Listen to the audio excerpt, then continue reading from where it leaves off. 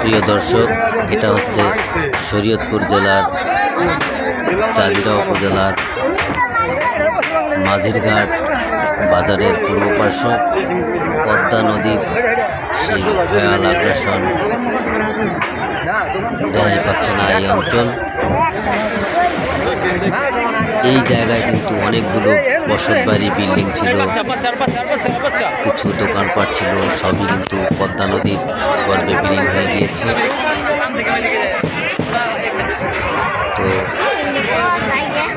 কর্তৃপক্ষের দৃষ্টি আকর্ষণ করছি যাতে দ্রুত এই সকল জায়গা দিয়ে স্থায়ী বেড়িবাঁধের ব্যবস্থা করেন। দেখতে থাকুন এবং আমার সাথে থাকুন।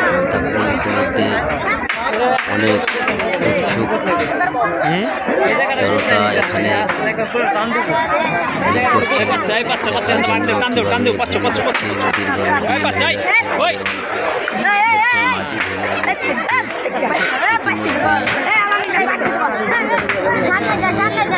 ইতিমধ্যেই গাছটা পড়ে গেল।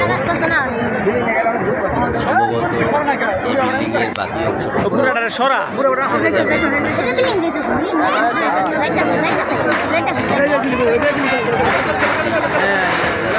পড়েই গেল শেষ পর্যন্ত।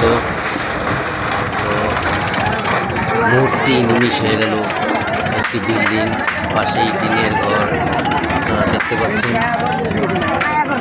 সকলে দোয়া করবেন শরীয়তপুর জাজিরায় অবস্থিত মাঝিরঘাট এলাকার মানুষের জন্য, এবং যে যার যার অবস্থান থেকে এই ভাঙন কবলিত মানুষের পাশে দাঁড়াবেন এই প্রত্যাশা করছি।